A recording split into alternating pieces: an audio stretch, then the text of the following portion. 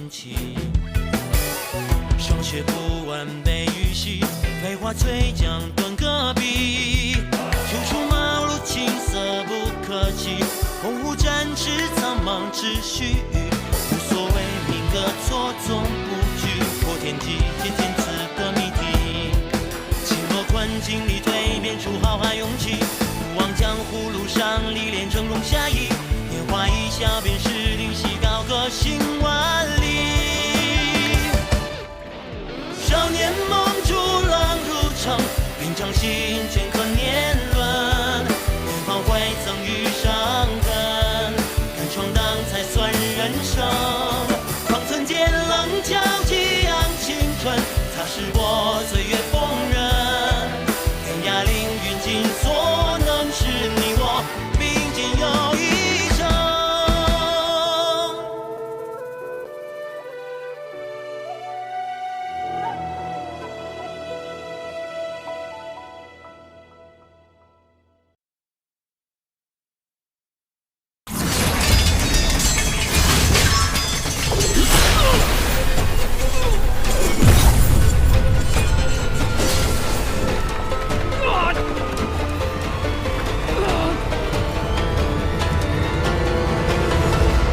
你没有让我失望，不过这种程度还是挡不住他多久。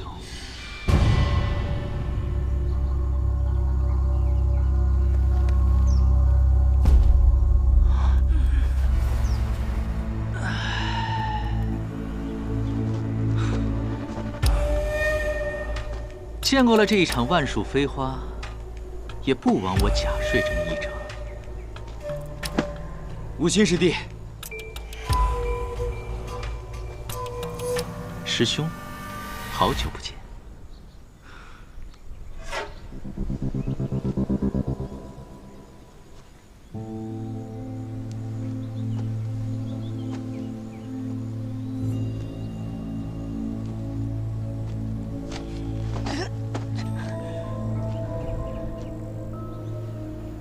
在下想去一个地方，不知这位小友可愿陪在下一同前往？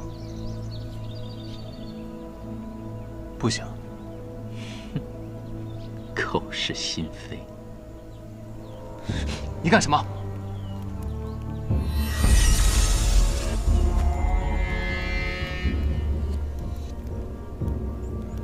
什么意思啊？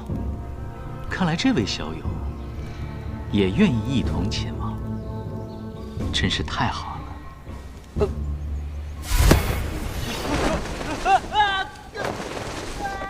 师弟，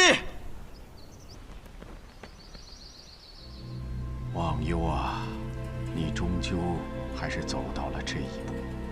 12年前我就说过，你迟早会因为无心那小子遭劫，心中可曾后悔当年的决定？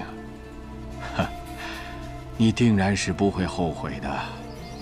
你曾经说过，希望在死之前能回这里看一眼。今天我就在这里祭奠你，愿你能够魂归故里吧。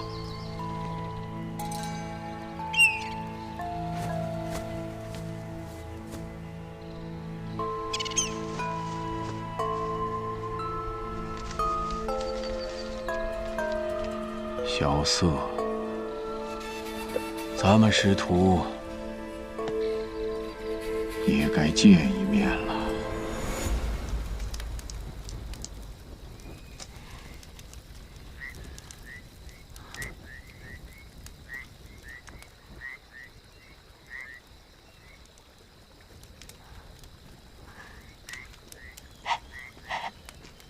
小色，要不咱们趁现在快跑吧？好啊，祝你好运。哎，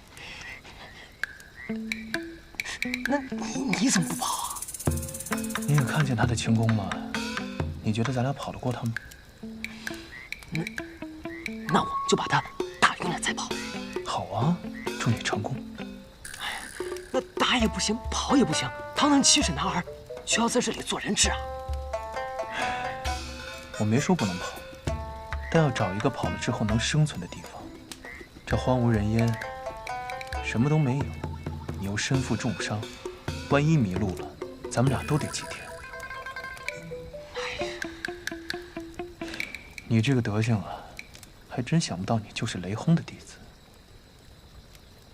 你知道我师父？当然了，当年的雷门4杰之一，虽说是外门弟子，但年纪轻轻就凭借残本，还原出了早已失传的火灼之术。鼎盛之时，名声犹在如今的门主雷千虎之上。我师父很少跟我讲起关于他的事情，他总是喜欢一个人待着，要么看天，要么就看花。哎，你还知道多少关于我师父的事？都跟我说说呗。据说，雷门先祖曾举行封刀挂剑的仪式，立志要摒弃这武林中最常用的2种兵器，从而专注火器研制，走上了完全不同的道路，名震江湖。可你师父违背祖训，改练剑，并融合了雷门火药，打造了一柄纱布剑。剑出之时，雷声炸响，火光滔天。他凭借此剑行走江湖，名声在外。最后败在了雪月剑仙李寒一的手上，从此销声匿迹。有人说他是回了雷家堡闭关，号称不入剑仙永不出关。还有人说，他因违背祖训，被门主雷千虎逐出雷门。那些都是谣传罢了，我师父才没被逐出雷门呢。他只是……不方便说就不用说了。我对雷门的隐秘不感兴趣，只要他没有被逐出雷门就好。听你的语气，你还认识我师父？不认识。那你怎么听说他的事，像松了一口气的样子？他若是被逐出雷门，雪月城也好，雷家堡也罢，谁来帮他那个丢了纱布剑的傻徒弟还钱啊？你说来说去，你就是为了那500两银子啊！哎，不对，你刚刚说什么？还钱？不，前面那句。丢了纱布剑的傻徒弟。纱布剑？哎呦，完了！我怎么能把纱布剑给弄丢了呢？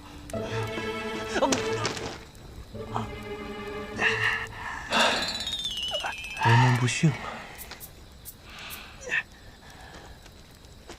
你的伤怎么样？没什么大事，就是一运功就疼得不行。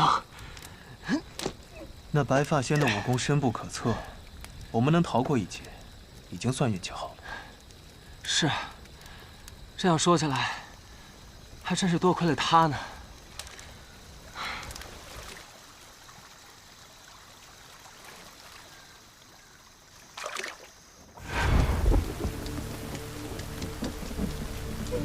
他们杀了我阿弟，我要把他们都杀了！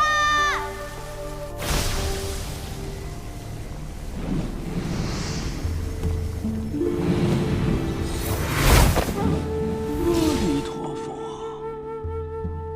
冤冤相报何时了啊？况且他还只是个孩子。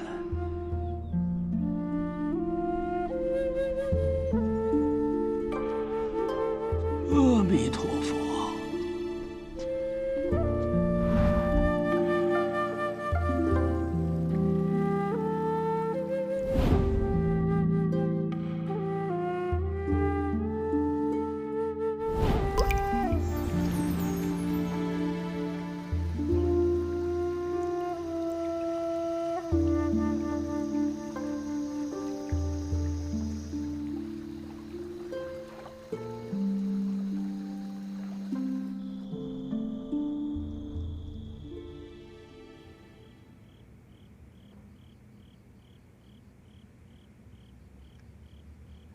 你这一路到底遇到了多少事啊？竟受了这么多伤。啊，没事，习惯了。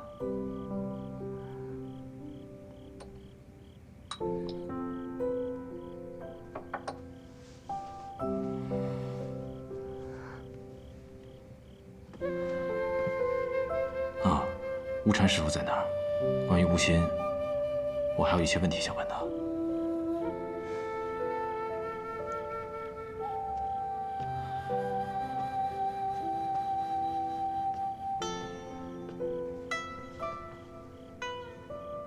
等着。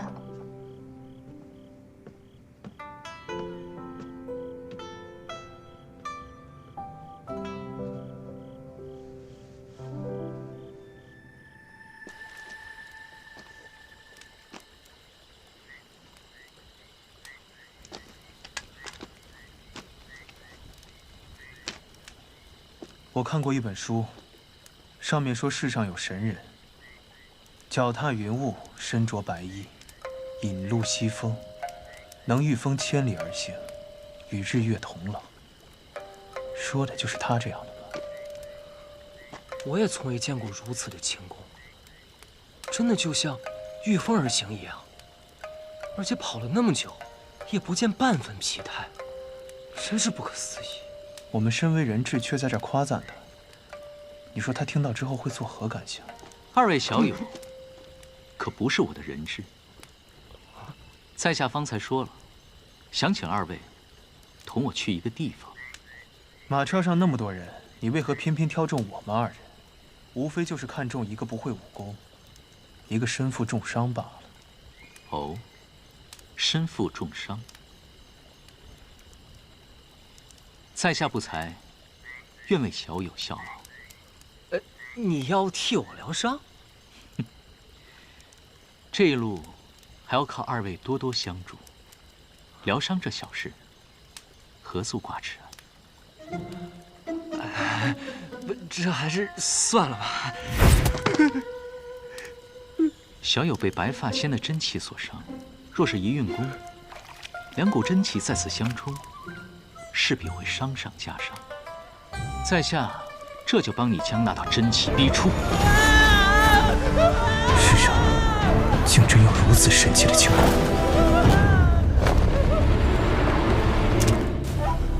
我不会水啊！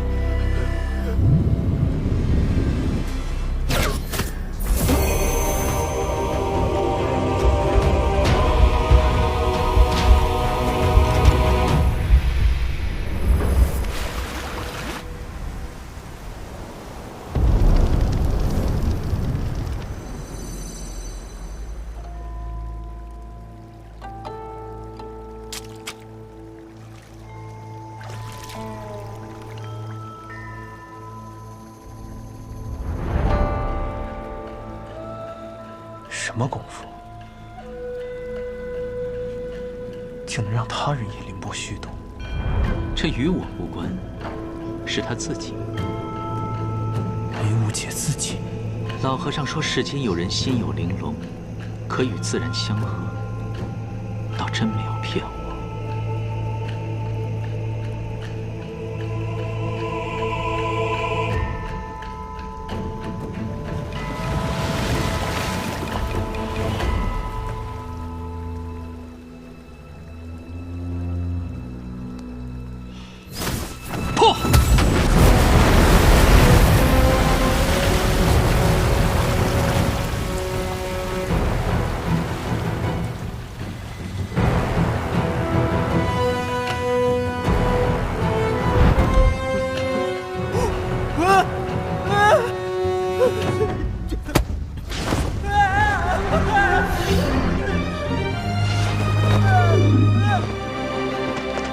攻城，还你了。感觉怎么样？酥酥的，麻麻的，哎，还有点舒服。雷门好歹也是江湖大世家，怎么就出了你这么个小行货？哎，那个叫笨货，血生笨货。我乐意喊行，行货。哎，笨货，那个真念笨。我就念行，行货。笨货，行货。你怎么那么护着我？善哉，善哉。原来吴昕是天外天大宗主叶鼎之的儿子，天外天压在北离的质子。正是。12年前，魔教发动战乱，是为了颠覆北黎皇权。当年的护国大将军琅琊王带领北黎三军、天启四守卫联合整个江湖的力量，这才打退了魔教。叶鼎之死时，吴昕只有5岁。如今12年锁山河之约期限已到，天外天也要将吴昕这个少主接回去。吴昕毕竟是魔教之子，身怀罗刹堂32秘籍，放虎归山，终是大患。大觉师父要在他返回天外天之前，除去他一身功夫，倒也合情合理。但愿他们真是这么想的。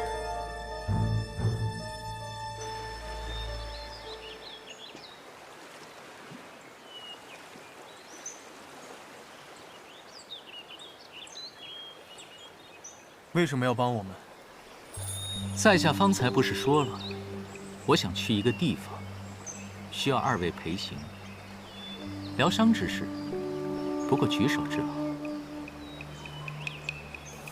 这位大师，你武功这般神乎其技，去什么地方非要我2人不可？而且，你是雪月城要押往九龙门的人，我身后这位就是雪月城弟子，要我们同行，不怕我们抓你回去？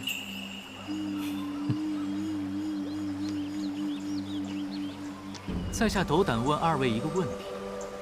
方才在马车之上，说起来，也算是在下救了2位。现在只此一个小小的请求，都不能应允吗？唉，还真是令在下心寒。我陪你去。哦，我就猜到你会这么说。你救了我们的性命，我就帮你这一次。但当你了却心愿之后，我还是会把你抓回去的。好啊，到时我便等你来抓。只要你有这个能耐的话。既然2位决定与我同行，那我们便是同伴，所以还是以姓名相称吧。不知2位姓名？我叫雷无节。萧瑟。都是好名字。你到底要去什么地方，非要让我2人同行？以你的神通，有什么地方是你去不了的？问得好。因为我没钱。出门在外没钱，那可是寸步难行。哎，那你可真是找对人了。我告诉你啊，那一车人里，就属他最有钱了。这一身囚衣，光是这袖子就是100两。闭嘴！我要是不给呢？难不成你还要抢？唉，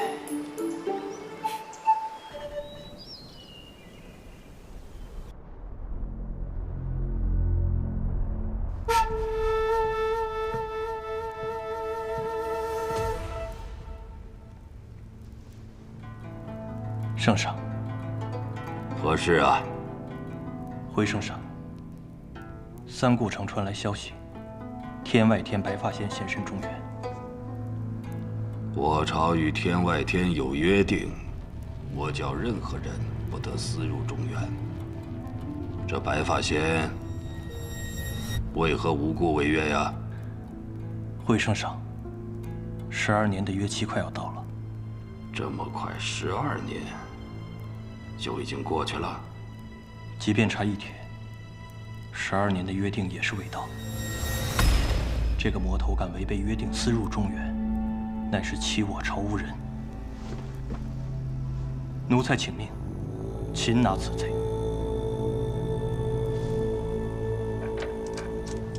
不记得你和寒水寺的忘忧有过几分交情了？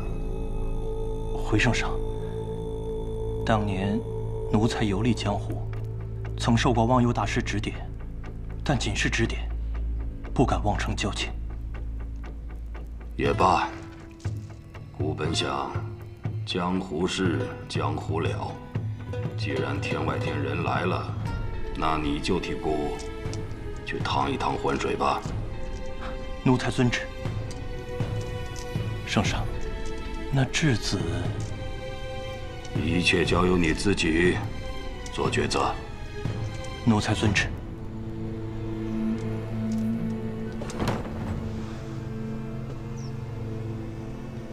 圣上这意思，是杀还是不杀？罢了，先去看看，不能让天伟天得手。萧瑟，你就别犹豫了。你看这天也越来越热了，你这球衣穿着它也是累赘啊。你懂什么呀？我这千金裘是天启城玉绣坊定制的，光做就做了3个月，防风隔热。防风隔热，冬暖夏凉，我这耳朵都听起茧了。哎呀，咱们要是没钱，你别说租匹马了，连饭都吃不饱啊。那你就不会？是啊，肖老板，钱财乃身外之物，你就莫要再迟疑，该放手就放手吧。啊，你们2个是……哎呀，走吧。放开！别犹豫了，就在前面呢啊！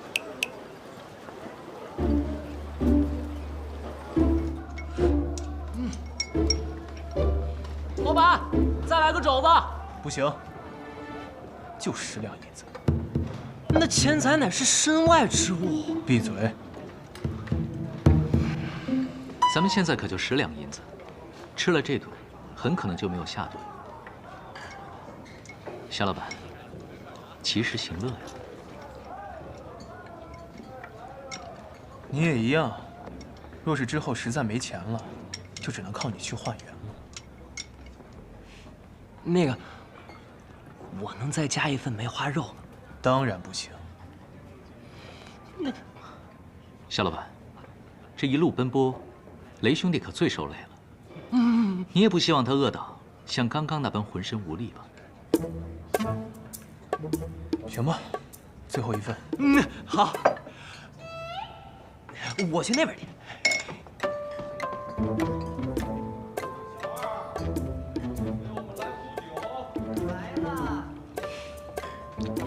肖老板可是有事要问我？我的10两银子在你身上，除去这顿饭钱，你应该把剩余的上交。哎，肖老板还是这般心细啊。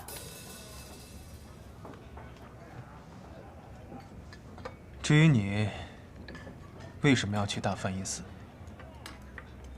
自然是有我想见之人。大梵音寺十分有名，相传魔教当年东征之时，魔教教主叶鼎之曾专程前往大梵音寺求问天道之事。肖老板了解的倒是清楚，又不是什么江湖隐秘。你这么想去大梵音寺，不会也是要问什么天道吧？只是去做一件事罢了。什么事？不急，到时你自然就知道了。你想做一件事，跑这么远去找一个人，说明这个人跟你关系匪浅。算是吧。说起来，我应该叫他一声叔叔。都是上一辈的一些恩怨罢了。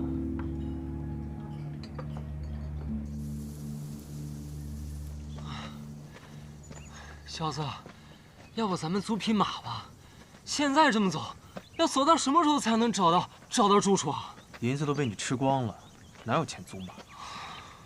其实我觉得我们刚才吃饭的地方就不错，我们3个人租一间房凑合一下，也够了。对啊，小子，咱们回去吧，要不？像那样的客栈，最次的一个下房也要3两银子，没床没窗，只能草打地铺。晚上闷热潮湿，蚊虫叮咬，你们俩受得了吗？哎，其实我就是做这行的，客栈这门买卖比你们想的水深。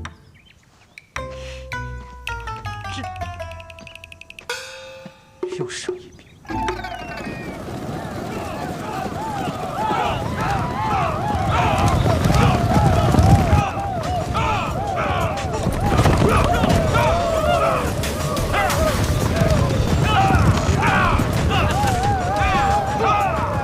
长弓追忆，百鬼夜行。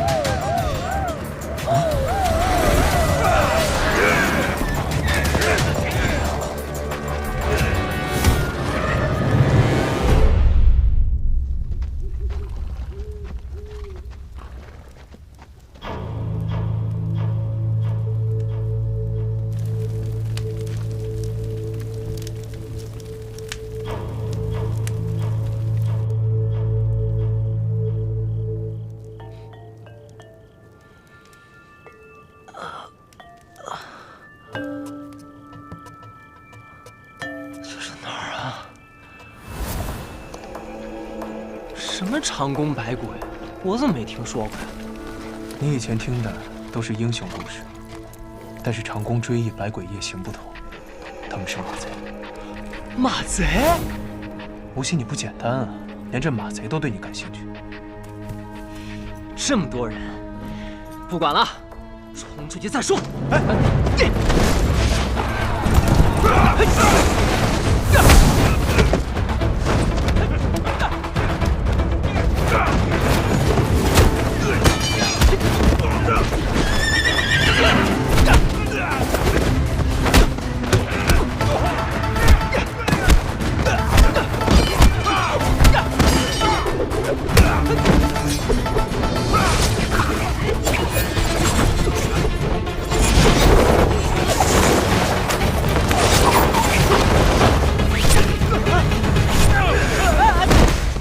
看样子，他们不打算杀人。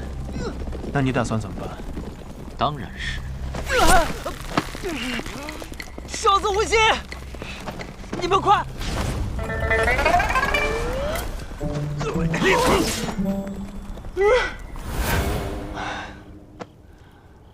那两个没义气的家伙！少年英雄自当鲜衣怒马，把酒当歌，怎这般唉声叹气的模样？还把酒当歌呢？都做了马贼的阶下囚了，还哪儿来的？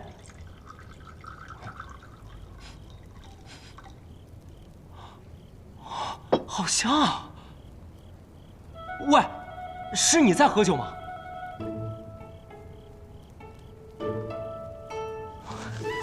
哎，喂，是你在喝酒啊？哎，你也是被马贼抓来的吧？你哪来的酒啊？我自然有我的办法。这位小兄弟，既然我们有缘在此做阶下囚，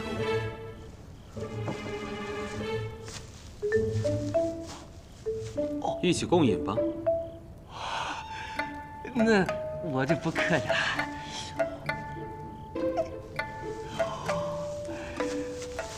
原本以为这漫漫长夜，我要一个人喝着闷酒度过，没想到却在此遇见小兄弟，我们也算是有缘之人了。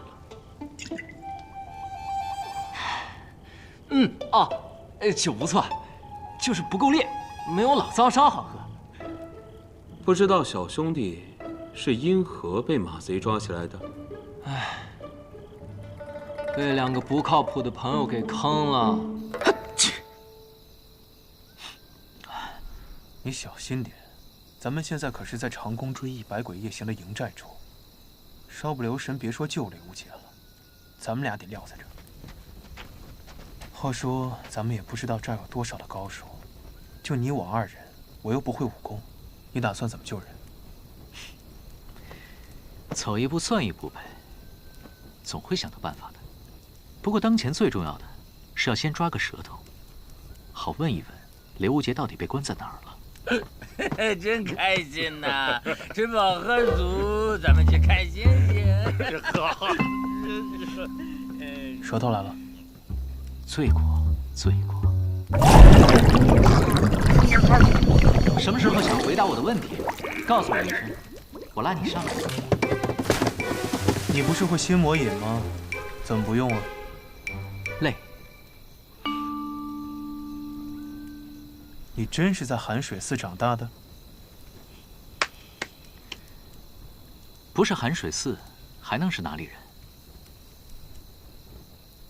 你身上有罗刹堂的武功秘诀，这的确会引起江湖人窥伺，但还不至于让无双城这样的势力大动干戈，更别说是天外天了。12年前，天外天战败，与中原各大派签下锁山河之约，为期12年。12年之内，天外天的任何人不准踏入北里。我没记错的话，当年还有一个5岁的稚子。其实事情没有想象的那么复杂。你们总觉得我是什么大人物，但其实我不过是寒水寺里一个有些顽劣的小弟子罢了。抱歉，是我唐突了。吴昕，什么？你要是再不拉他上来，他就死定了。糟了！听你这么一说，你的这2位朋友可真是有趣的很呢。哼，要不是他们，我怎么会被倒霉的抓到这里来？下次再见面时，我一定让他们好看。你现在被关在这里，想找他们报仇，怕是没机会喽。谁说的？他们当时的确是很没义气的跑了，但那也是因为事急从权。哦，你为何这么肯定？为什么？感觉吧，我也说不清楚。感觉？你可知道这吴昕是什么人？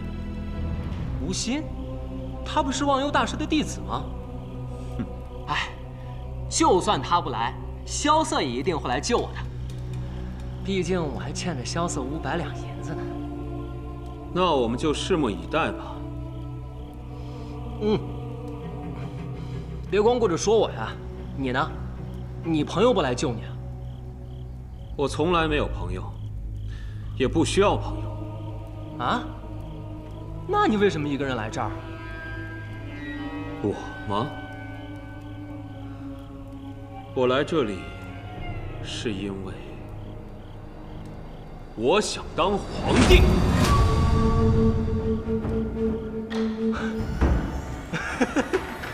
你想当皇帝？哎，你喝多了吧你？你要是当了皇帝，那我就是剑仙了。好，我要是当了皇帝，就封你做剑仙。这剑仙可不是皇帝封的。你这人可真有意思。你放心，当我朋友来的时候，一并把你也救出去。吵什么吵？出来！哎，喂，你们要把他带到哪儿去啊？这位兄弟，你别慌啊，我朋友一定会来救我们的。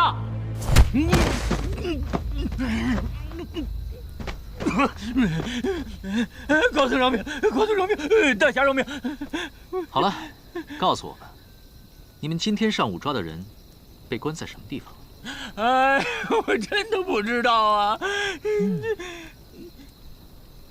别！我知道，我突然知道了，凡是被绑的肉片，都关进地牢里了。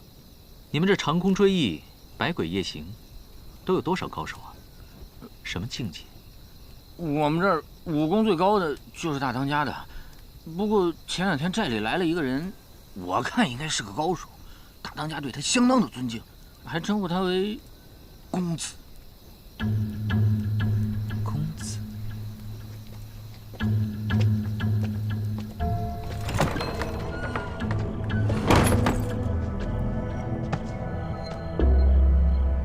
还真是个初出茅庐的小子。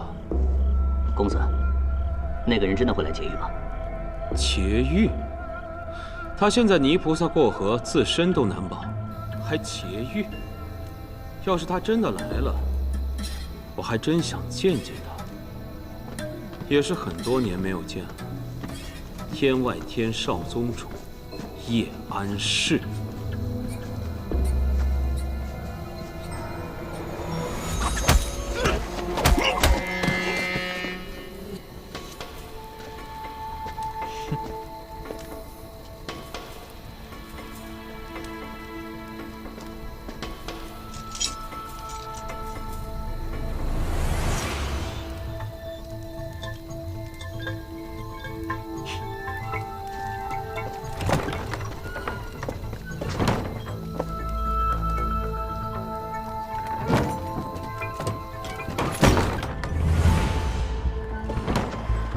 刘杰，刘杰，萧瑟，我在这儿。钥匙。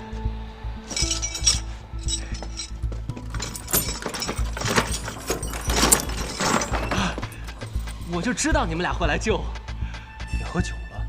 哦，对，刚有个兄弟去关在我隔壁，就是他给的我酒。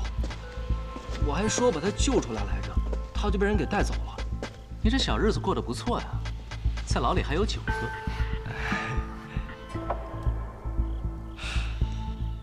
这酒，天启城碉楼小处的秋露白，这种地方怎么会有人喝这么名贵的酒？不过他这酒是怎么来的？对啊，他为什么会有酒呢？难道是？好了，不提他了。接下来，我们就要开始真正的行动。我就知道，以你的神通，若是白天出手相助，这小夯货绝不会被抓了。你放任他被抓走，晚上又来救他，一定是另有所谋。说吧，什么事？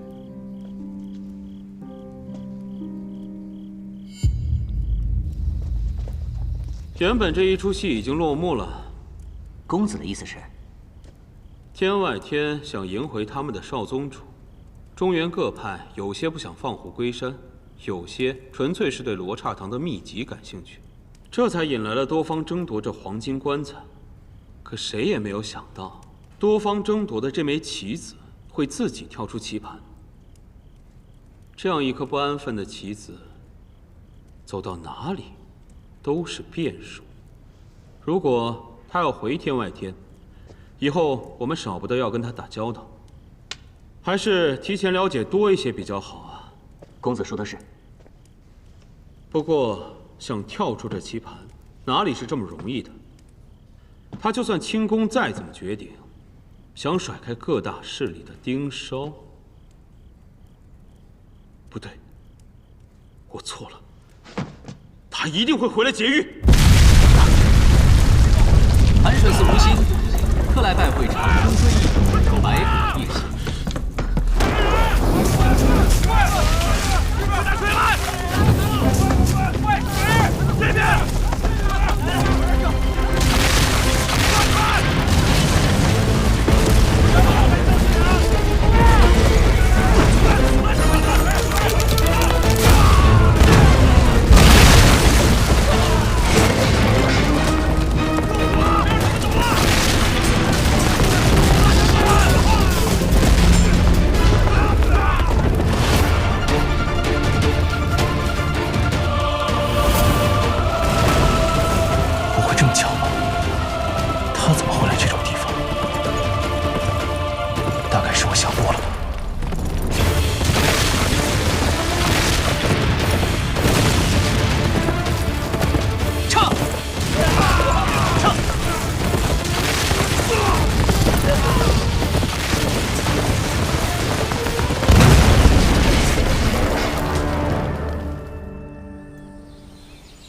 奇怪了，于氏虽然不大，可同北离之间也有通商，虽不说客商络绎不绝，但也不至如此景象啊。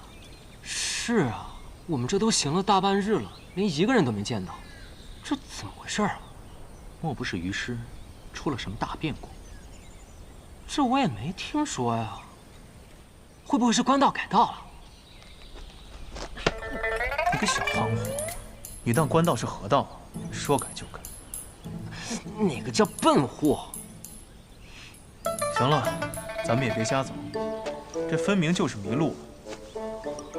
和尚，你不会也不认识路吧？我看过地图啊，这附近的路只有鱼石官道这一条，跟着路走又怎么会迷路呢？这哪里是官道？这分明就是人踩出来的野路，地图上又怎会有标记？这就是你带的路。问世之不参涅槃堂里禅者，南乎其不揭路矣。少拽文了你。凡夫失其所欲之路而妄行之，则为迷。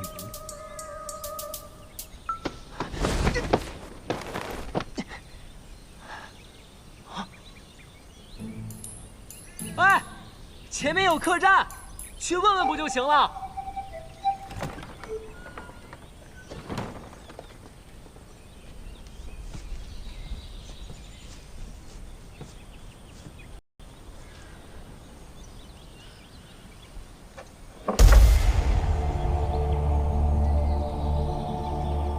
这是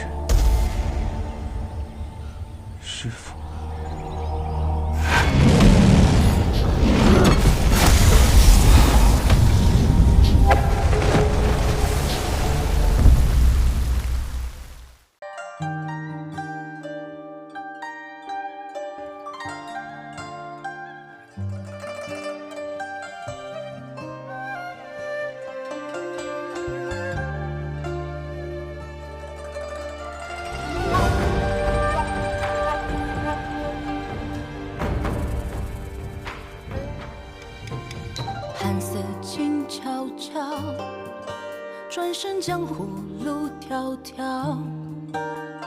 天外雪飘飘，冷月的滚烫云知道。命运狂滔滔，拨开岁月雾绕绕。过往空闹闹，是等待沿途零九霄。檐下水渺渺，心声随境缘轻渺渺。我想养才好，生如莲不染与你潮。跋涉千万里惊涛，踏歌着浪潮，悠扬了年少。刀剑唇齿相依，肝胆相照，真情比天大，梦何惧渺小。任凭恩怨多纷扰，踏歌长啸，芳华喷桀骜。少年锋芒同行，天涯海角，下一通逍遥，有知交不寂寥。